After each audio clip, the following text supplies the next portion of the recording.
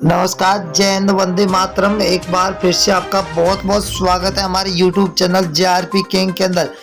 लोकसभा चुनाव का बिगुल बज चुका है। लोकसभा चुनाव 2024 में, और इससे पहले आपको बता दें कि 4 राज्यों के अंदर विधानसभा के चुनाव है। अब विधानसभा के चुनाव नतीजे तय करेंगे कि क्या वाकई में 2024 के अंदर सत्ता परिवर्तन की लहर आएगी या फिर से डबल इंजन की सरकार बन पाएगी। अब बात करें हम विपक्ष की, तो विपक्ष की ओर से भी अब की बार बीजेपी को कड़ी टक्कर देने के लिए तैयारियां जोरों तौरों पर शुरू कर दी है। तो वही बीजेपी ने भी अब की बार तैयारियां शुरू कर दी है। तो 545 सीटों पर अब की बार किसकी बनेगी सरकार, कौन मारेगा बाजी, अब कौन बनेगा अब अगला प्रधानमंत्री, तो हम आपके बीच में लेकर हाजिर हुए हैं सबसे बड़ा ओपिनियन पोल सर्वे। और हर एक लोकसभा की सीट के बारे में बताएंगे कि कौन सी सीट किस पार्टी को मिलती हुई दिखाई दे रही है। तो सबसे बड़ा सर्वे राज्य है कर्नाटक, जहां पर बीजेपी को 8 सीटें मिलती हुई दिखाई दे रही है। तो कांग्रेस को 15 सीट, वही जेडीएस को 5 और बीएसपी को 0, तो कुल 28 सीटें। अगर कश्मीर की बात करें तो कुल 6 सीटें, जहां बीजेपी को 1, आईएनसी को 3, पीडीपी को 2 और एनसी को 0 यहाँ पर सीटें मिलती हुई दिखाई दे रही है। ये सीटों का रुझान 2023 का है और बहुत ही बड़ा रुझान निकल के आ चुका है। हरियाणा की बात करें तो हरियाणा राज्य के अंदर कुल 10 लोकसभा सीटें, जहां पर बीजेपी को 4, कांग्रेस को 5, जेजेपी को 0, तो आम आदमी पार्टी को यहाँ पर 1 सीट मिलती हुई दिखाई दे रही है। 2024 के अंदर लोकसभा चुनाव है। और दिल्ली की बात करें तो दिल्ली के अंदर लोकसभा सीटें 7 है। 7 में से बीजेपी को 2 सीटें मिल रही है, तो वही कांग्रेस को 4, आम आदमी पार्टी को 1 सीट मिल रही है। तो बीएसपी को यहाँ पर 0 सीट मिलती हुई दिखाई दे रही है। तो अदर के खाते में 0 जा रही है। अगर हम पंजाब राज्य की बात करें तो 13 लोकसभा सीट है, जहाँ बीजेपी को 1 सीट मिल रही है, वही कांग्रेस को 2 सीटें मिल रही है। तो आम आदमी पार्टी के खाते में 9 सीटें जा रही है और एसएडी को 0 सीट मिलती हुई दिखाई दे रही है। अगला राज्य है जहाँ पर मेघालय राज्य। मेघालय के अंदर 29 विधानसभा सीट है, जिनमें से बीजेपी को 12 सीट मिल रही है, तो कांग्रेस को 15, वही एसपी को 0, तो बीएसपी के खाते में 2 सीटें जाती हुई दिखाई दे रही है।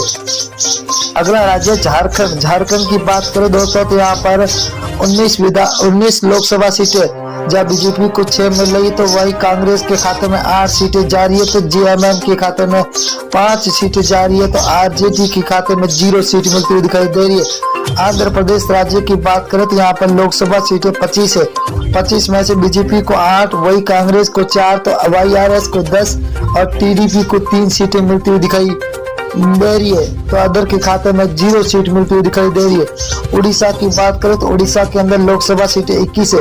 21 में से बीजेपी को 6 सीट, वही कांग्रेस को 9, बीजेडी को 6 सीट और एनसी को 0 सीट मिलती हुई दिखाई दे रही है। बहुत ही तगड़ा महाओपिनियन पोल निकल के आ चुका।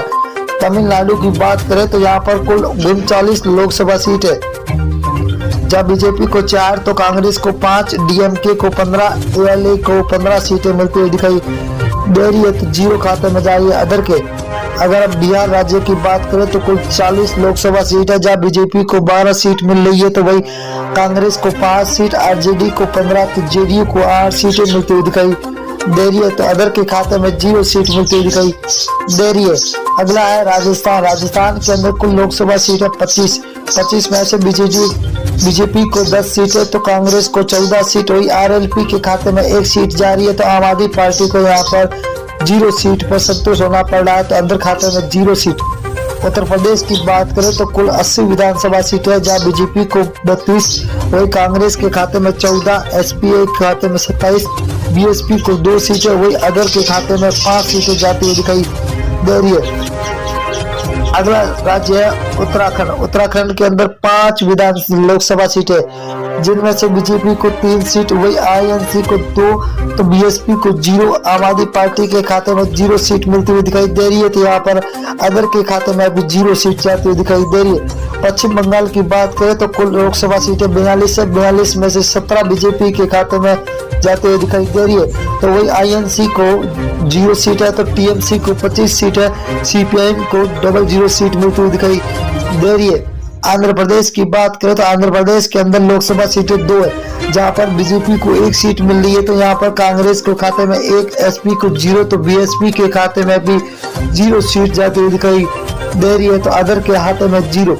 अगर हम मेघालय की बात करें तो मेघालय के अंदर लोकसभा सीटें 2 है। 2 में से बीजेपी के खाते में 0 सीट, 1 सीट जा रही है, तो वही कांग्रेस को 1 सीट मिल रही है।